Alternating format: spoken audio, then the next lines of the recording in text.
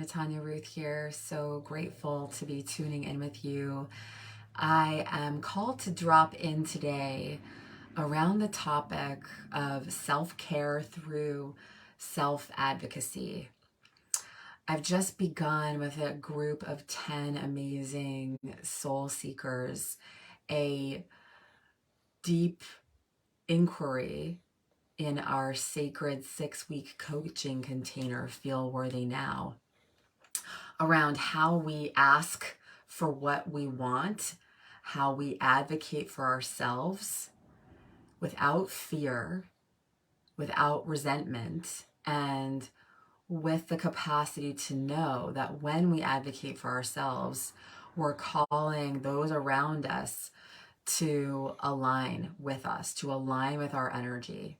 So if you're someone like I was, who was afraid of speaking up and naming your truth, I just wanted to offer a bit more around what it is when you start to come out of hiding and name what's true for you. So right now, wherever you are, I invite you to find a seat or stand and just place your hands on your heart. Maybe close your eyes or have a soft gaze and take a deep breath into your heart center.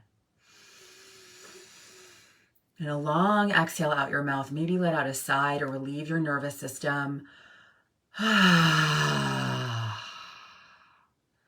Beautiful. And I invite you to give yourself a little shake, releasing any tension or energy that you might be holding, whether you know it or not. You know, animals too like to shake it out, right? Just to move from one state into another. And here, dropping into the present moment with me.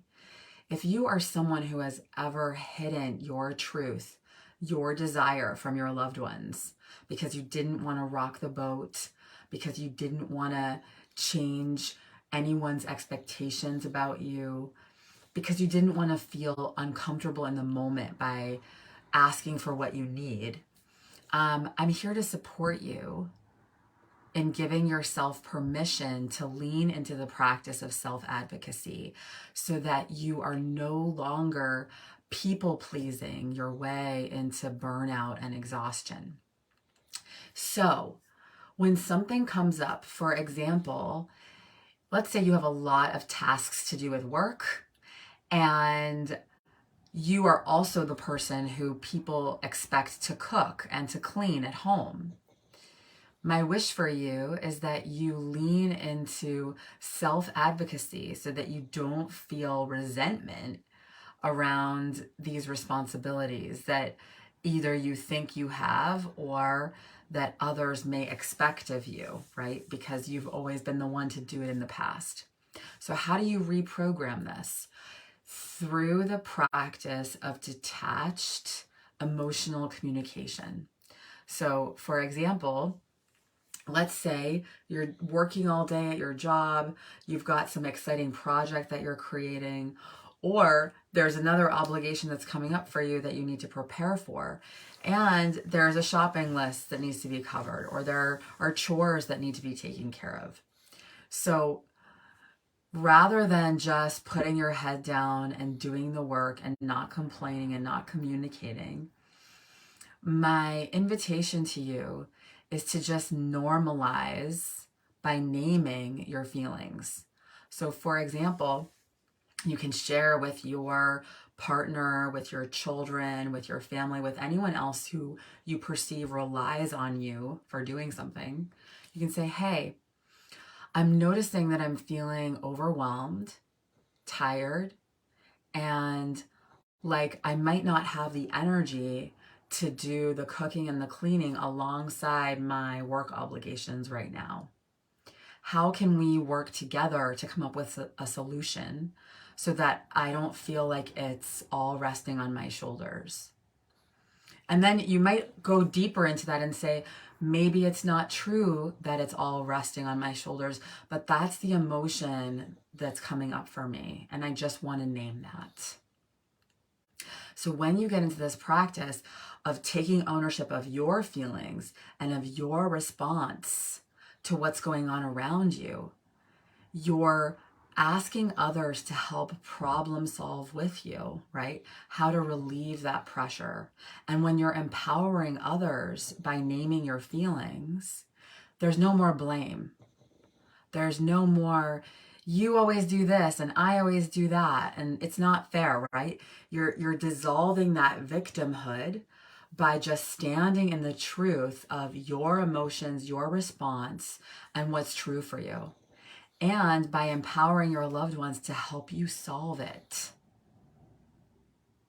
Let's take a breath with that. Put your hands on your heart. Deep inhale. Long exhale. Yeah, shake it out. So if you're someone like I used to be, who was feeling overwhelmed by all the list, the to-dos, yeah, and feeling like it all came down to me and it was all up to me. And you may be feeling in this space of martyrdom, like I'm the one that has to do it, no one else can do it, and it's too much work to ask for help, or it's too much work to talk through my feelings like this. I'm just going to keep doing it and put my head down. You are in a practice of taking on too much and burning out. And so my wish for you is to support you in alleviating that pressure and that stress and that exhaustion and any of that resentment that might be building up when you're hiding what's true for you. You are safe to name how you feel. You are safe to take up space with your energy. And again, you can honestly and authentically share. Maybe this isn't real, but this is how it feels for me. I'm feeling overwhelmed. I'm feeling like I have too much to do, and I'm feeling like I'm the only one who cares about doing it. How can we shift this so that I don't feel so tired and stressed? Can you help me solve this? So if you're somebody who is ready to let go of taking on too much of over busyness, my wish for you is that you name how you feel. Get in that practice and name the emotions that are coming up for you. People can respond how they like. Just be in this practice of self-advocacy. It's safe for you to name your feelings. They're true for you. And call in support. And when that support comes, give yourself permission to receive it. That's the other piece. Sometimes we ask for support, but then because we've been in this pattern of doing it all on our own, it's hard to let go, right? I've done this too. I ask for support and then I'm hovering over the person. Okay, yeah, but did you forget this? Did you do that? What if you ask for support and then step away and say, okay, the people that I surround myself with in my life, I love them and trust them to do it good enough. They're creating time and space for me.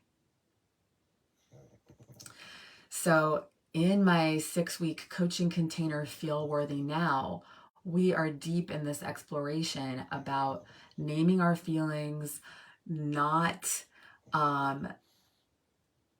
expecting people to behave differently than they do, but just standing in what's true for us so that we can get more and more fluent in creating space for ourselves.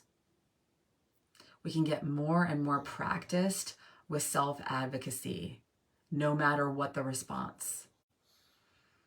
So I look forward to sharing with you more about Feel Worthy Now and about more and more of these rituals and practices that you can engage in starting today, where you take ownership of your energy, your feelings, and your self-advocacy.